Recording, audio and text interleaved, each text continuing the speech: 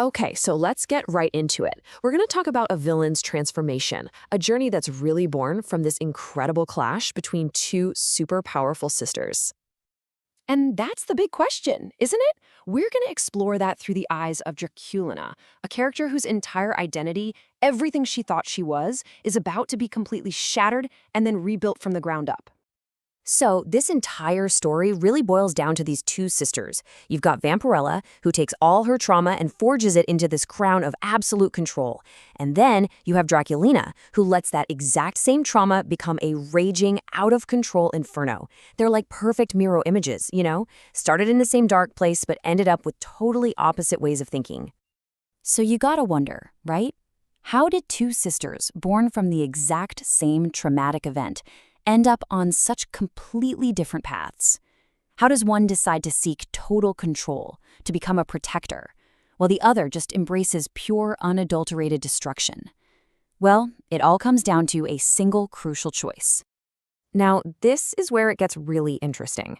This thing, the resentment demon, it's not just some random monster they fight. It is the literal, physical embodiment of all the rage and chaos that Vampirella had to cast out of herself to gain control. It's like a discarded piece of her soul just sitting there, waiting for someone to pick it up. And this is where Draculina makes her choice, and man, it is a big one. While her sister was busy trying to master her inner darkness, Draculina finds that same darkness, and she dives right in. She doesn't just accept it, she merges with it, becoming its perfect champion and twisting everything her sister stood for into a weapon of chaos. So this isn't just a physical fight anymore, it's a war of ideas. For Vampirella, suffering is like a forge, something you use to hammer yourself into something stronger. But for Draculina, suffering is her excuse for everything. It's the weapon she aims at the world, looking for payback. One wants to master pain, the other wants to make everyone else feel it. All right, so this is it, the breaking point. This is the moment where this clash of sisters of these two totally opposite philosophies finally reaches its explosive climax. And believe me, after this, absolutely nothing will be the same. And here we go. The sisters just collide in this final, absolutely devastating battle. But it's so much more than a power struggle. It's a fight for the soul of their shared history. Every single punch, every spell, it's like a violent argument trying to prove that their way of dealing with trauma is the right way. So Vampirella is backed into a corner, everything is on the line, and she unleashes her ultimate ability, the Black Light Fire. But here's the twist. This isn't some super blast meant to destroy, no. This is an act of purification. It's a last-ditch effort to literally burn away the corruption that has completely consumed her sister. And unbelievably, it works.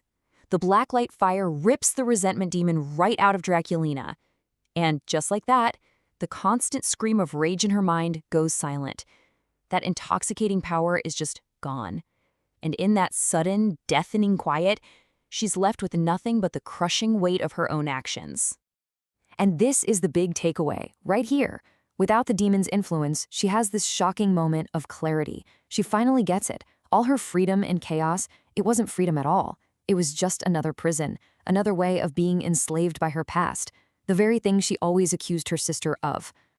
But don't expect a happy reunion or a simple change of heart. No way.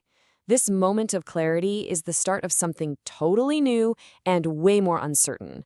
This is the birth of Draculina, the anti-villain. Vampirella actually offers her a hand, a truce. And Draculina refuses. She's not ready for that. But, and this is huge, she doesn't attack. She just turns and flies away, in silence.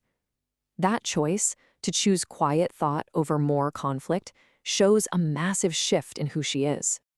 So you can see her whole purpose shifts. It's not about outward destruction anymore. It's about inward discovery.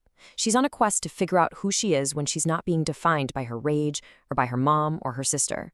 It's a journey to integrate that human part of herself, Katie, that she's pushed down for so long, and maybe, just maybe, become a reluctant ally down the line. So what does this new Draculina even look like? Well, she's complex. She's definitely self-interested, operating in that moral gray area. But she's not just driven by pure evil anymore. Now she's got her own harsh but kind of understandable code. She's on a mission to figure herself out, not just destroy everyone else. And that leaves us with this one final fascinating question.